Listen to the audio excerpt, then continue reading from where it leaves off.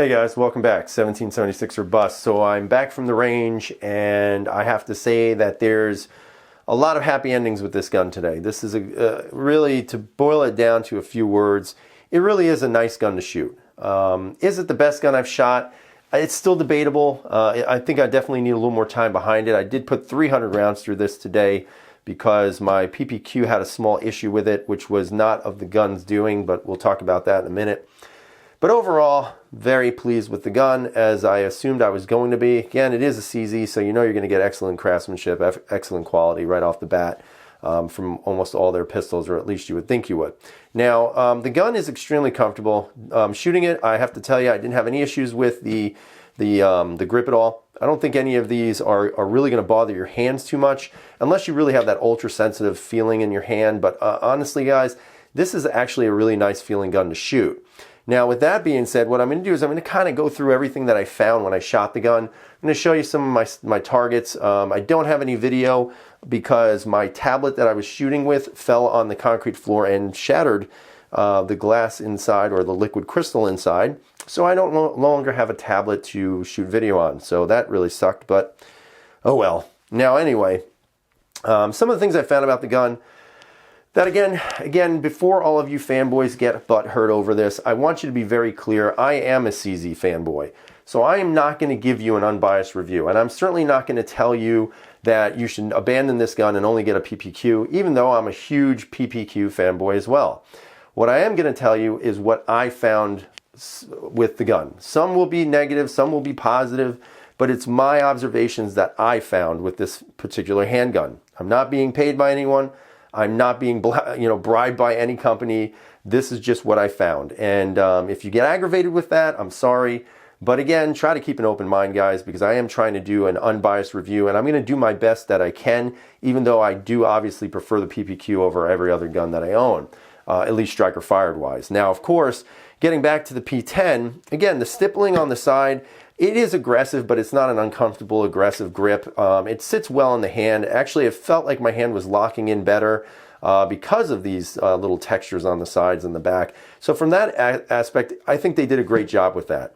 The grip angle, not a problem at all. You know, you put the gun to your eyes, and it's a very nice, precise view.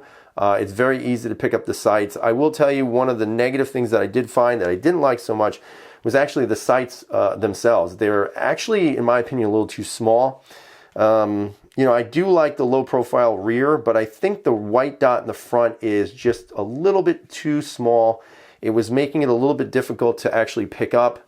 Now, I will tell you, the range that I shoot at doesn't exactly have the best lighting, so that could also be an issue. But as soon as they are available, I hope some aftermarket sights come out, so that we can get something up front that's a little bit brighter and a little bit bigger, such as maybe some Ameriglows or Trigicons, or, something that gives you a bit clearer of a picture. But again, that's me, that's what I found, and that was one of the negatives that I didn't like about it. Now, other than that, the gun shoots really flat, which I think is not a surprise for most people, and I don't think, obviously, it has anything to do with that low bore axis. I just think it's where your hand sits on the gun. As you can see, as you grip up on top of that handle or on the grip, you'll notice your hand sinks in well low underneath that slide, which, by the way, I still believe this is lower into your hand than even the P-07 or a P-01, because they have that swoop down beaver tail, which kind of makes your hand stick about here. So even though their slide is lower, or I should say shorter, or whatever you want to call it, you don't get as much of a high grip as you do on, let's say, the P10. So the recoil was very, very minimal, which was very good. And I do like guns like that. It did remind me a lot of shooting a Steyr in that aspect, because of all the guns that I own, the Steyr to me still has some of the lowest felt recoil of any firearm that I own.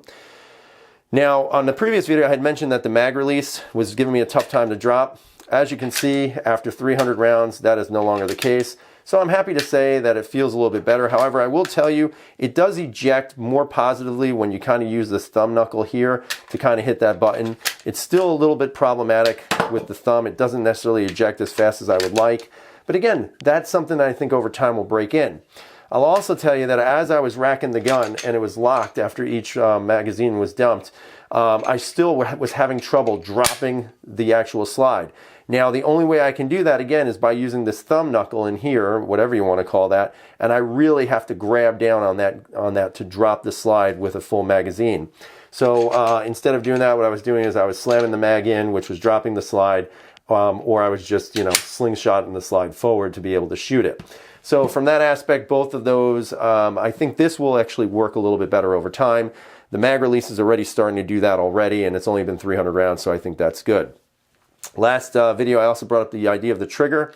Somebody said, well, metal to metal will actually marry. I understand that concept. However, I would say that after 300 rounds later, you'll notice that, again, if I can get my thumb out of here, you'll notice there's a little bit less. There's still some in there, but it is less. Let's see if I can get that on camera. See, there's still that play, okay? And then it breaks. So, I mean, 300 rounds later, has it gotten a little bit better? I'd say it has. Has it gone away completely? Not yet. Maybe another 300 rounds, you'll see that even go down even further. Overall, it performed flawlessly. It gobbled every single thing up. I was using 115 grain brass. I used some of this stuff that I actually bought on sale, the Federal Champion here. It's not the best. It's 115 grain, full metal jacket. It's not horrible. It does its job, and it was cheap. So if it works and it's cheap, I'm buying it, especially if I'm going to the range. So, it ate that. I had some hollow points with me as well. It ate that with no problem. Actually, it handled that as well, especially with the minimal recoil on it. It still felt pretty good, very controllable. So I definitely like the aspects of that as well. Overall, I mean, the gun is just really nice, guys. The finish on it is still looking really nice. When I pulled it apart on the inside, and actually I'll do that for you so you can see what I'm talking about. If you look at this gun, and again, I did wipe it down, so it may look extraordinarily clean, but I did wipe it down when I got home. Like I said, I have OCD problems. But as you can see, everything looks really nice still. 300 rounds later, you don't see much marking on the barrel, which is nice to know. So again, if you're looking for something that's going to be quality for a while, I think you may have found it with this firearm. The slide still looks like brand new. And again, 300 rounds may not be that much, but it's still, 300 rounds of ammo being blown through it. And I think that for it to look in that condition after that, I think is pretty good in regards to having signs that, you're going to have no long-term wear issues in the firearm. I mean, other than that, the gun was flawless, guys. It was actually flawless. And like I said, I'm not surprised. Magazines were no problem. Again, I love the mags. They're nice and smooth, nice smooth finish, satin finish. But what else did I want to say? So there's a lot to digest with this because for me, was I disappointed with how it functioned? No, absolutely not, because I knew it was going to go well. And I also knew that the gun was going to perform the way I wanted to perform because it is a CZ. Again, what I would have definitely done was probably left the small backstrap on. I don't really think it's necessary to put the medium on unless you want that more of a heel in the back. For me, I just felt that if I would have done it over, I probably would have stuck with the small one because I just think it fits a little bit better. I actually switched the small one out when I got home just because I knew for me personally, the medium wasn't going to cut it. I needed to go back to the small. But again, that's me. It doesn't necessarily mean that'll be you. I mean, overall, if I had one final assessment to say about this handgun, I'm going to tell you right now that I think anybody who picks this gun up and is lucky enough to own it, you're going to have a fun time shooting it. It is a very easy gun to shoot. And I think that's why, for me, it reminds me so much of a Glock. Glock 19s, I think, are very easy shooters. There's not much of a learning curve with them, and I think you're going to find the same thing with this. I think they did a good job at mimicking slightly Glock. Obviously, with the ergonomics, they've changed it. They've made it a little bit more user-friendly. I think the looks of the gun look a lot sharper than, let's say, a Glock 19. And I know they said that the thickness of this gun was a little thicker than a Glock, but I still think that this gun just feels more comfortable and a little thinner. It could be that it's more rounded on the edges as opposed to the old Glock block handle. But overall, I mean, it's a good gun. Now, with that being said, I do want to bring in this gun right here, the PPQ. Now, again, I've always told everybody on all my videos that I am a just unabashed Walther PPQ fanboy. I'll be honest with you guys, that still is not going to change. Great shooting gun, loved shooting it. I absolutely did. This is going to be a keeper. This isn't going to go anywhere, but it just doesn't do enough for me to trade these in. It's not enough of a gun to do that. So I do want to show you a couple of things that I found with the PPQ. Now, after I punt, a couple of, like 150 of the P10, I went to the PPQ. These were the first 20 rounds of the PPQ. Again, I'm a little bit off on the first couple of shots here. I will tell you that I don't think it was me or necessarily the gun. I think it was just trying to figure out sight picture again. Again, the big dots are a little bit different to actually zone in on. But once you do, man, these, by the way, these are excellent, fast acquiring target shots because the sights are just easy to use. And once you get used to them, they're super spot on. And I like the idea of that. So again, it took me about 3 rounds to figure it out. And then as you can see, I start closing it in. So I mean, overall for me, and again, it's because I have more trigger time behind PPQs than I do the P10, but I just felt more comfortable shooting the PPQ. But again, over time, that'll change, especially once I put more rounds through this one here. Overall, what did I find? Or if I was going to compare these two guns.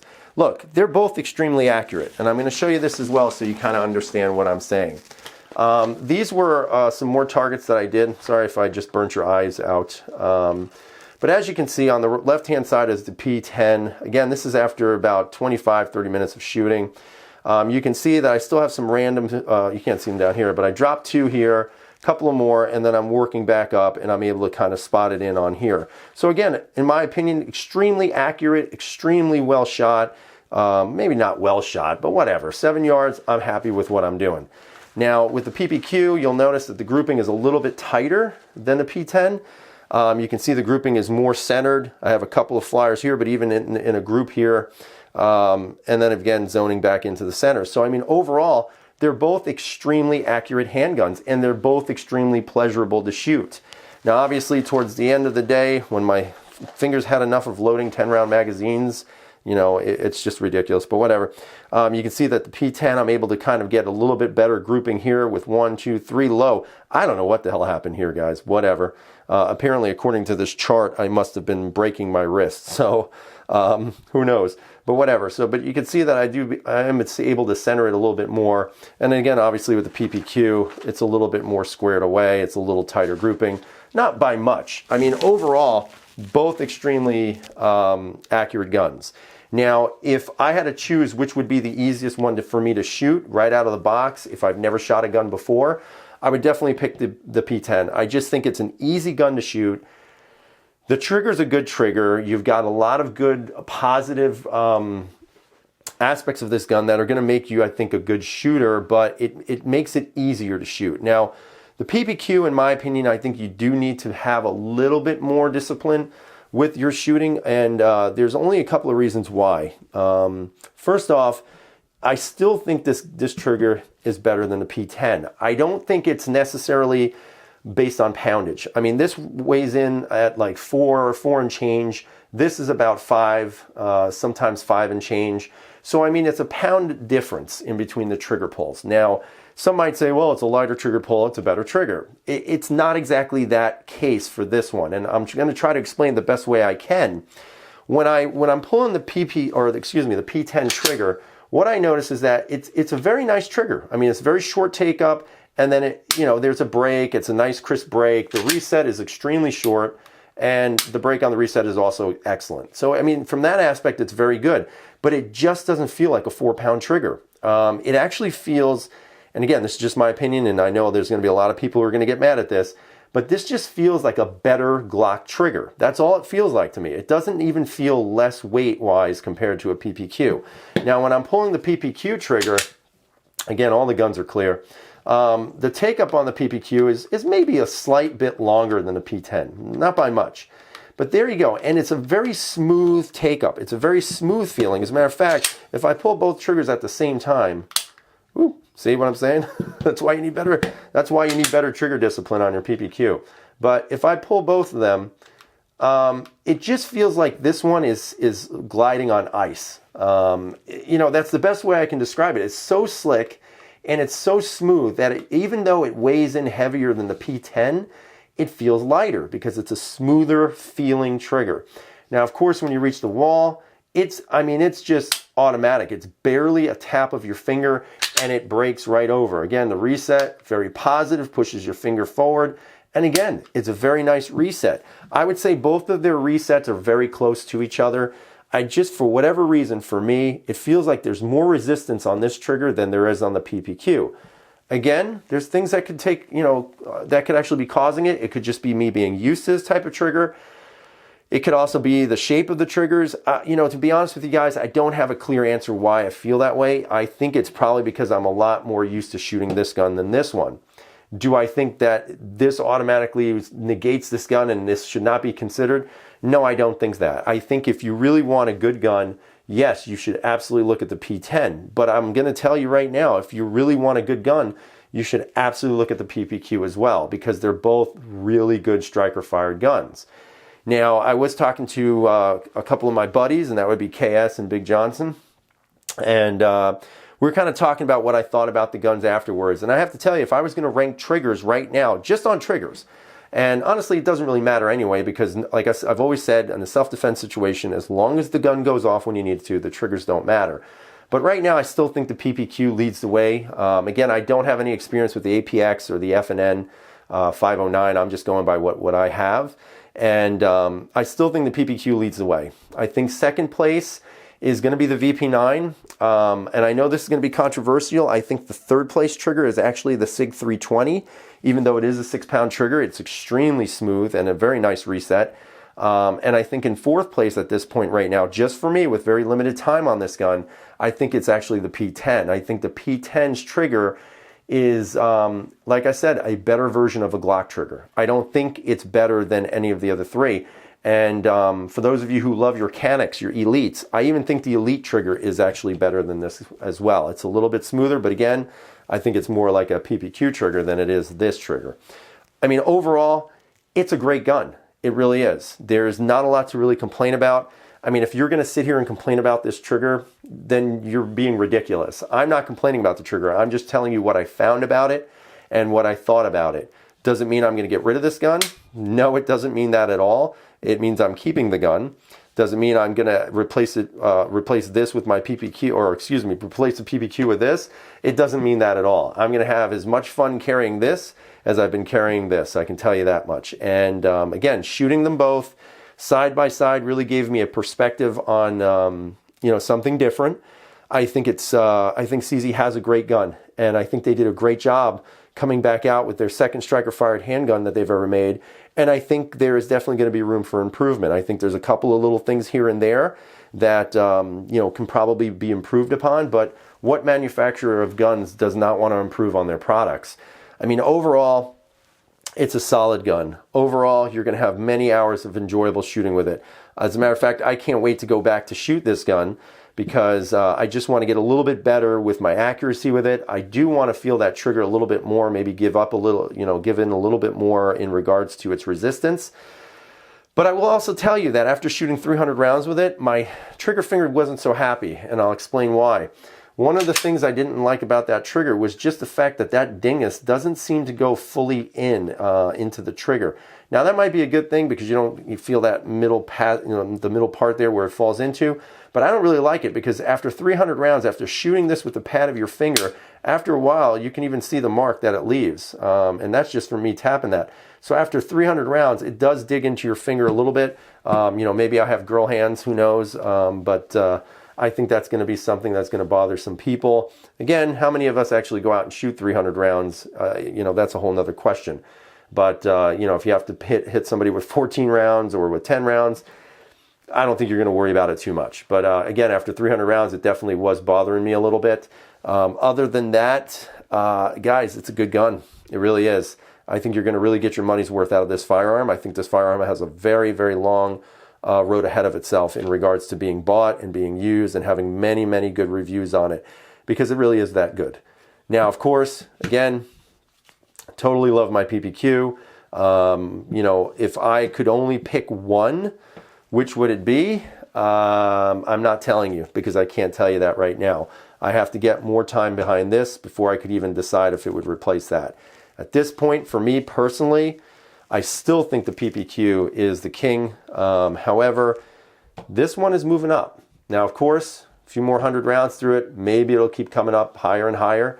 But overall, guys, I was very, very happy with the way this gun shot today. So hopefully you guys got something from this little observation of mine today. Again, I had a great time shooting. It's always fun to go out there and just, burn 500 rounds through a gun. The only other thing I wanted to bring up was that I actually had to put this one back into the case, and it had nothing to do with the gun. It had something to do with the front sight. My XS Big Dot front sight popped off. Apparently I didn't put enough Loctite on. So it popped off. It actually flew like, 20 yards in front of me. We had to shut down the range so I could actually find it. And when I did, I picked it up and said, thanks, guys, and put it in my box. And when I got home, I put a glob of Loctite back on it and cinched it down. So hopefully it'll work. But other than that, both guns were flawless. Awesome guns to shoot, guys.